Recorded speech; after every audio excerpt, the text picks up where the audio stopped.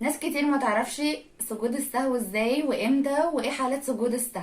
مع بعض ان شاء الله هنعرف ازاي سجدة السهو وامتى وايه حالاتها. بس قبل ما ابدا الفيديو اوعوا تنسوا تدوسوا لايك وتعملوا اشتراك للقناه عشان يوصلكم كل جديد. حالات سجود السهو: اول حاجه حاله النقص، وتاني حاجه الشك، وتالت حاجه الزياده.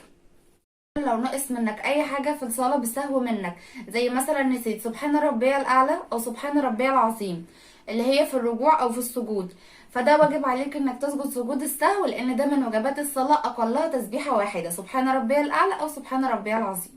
ولو مثلا نسيت التشهد الاول اللي هو الاوسط في الركعه الثانيه، نص التشهد يعني، فيجب عليك انك تصلي سجود السهو.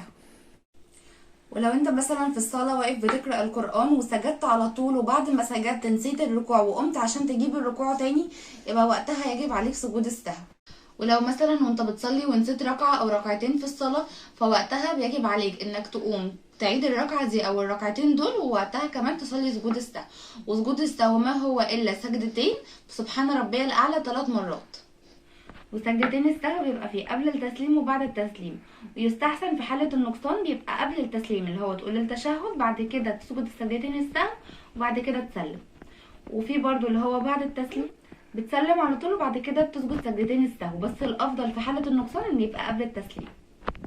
وتاني حالة هي حالة الشك، والشك اما متأكد منه اما مش متأكد منه. ولو كنت متأكد منه فسجدتين السهو هيبقى قبل التسليم، ولو مش متأكد منه فهيبقى بعد التسليم. وتالت حالة هي حالة الزيادة.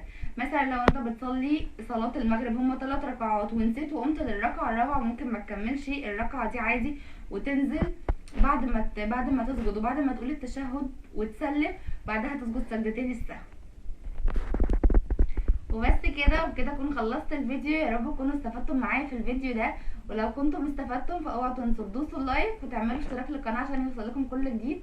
اوعوا تنسوا اهم حاجه انكم تصلوا على النبي. بس كده، سلام.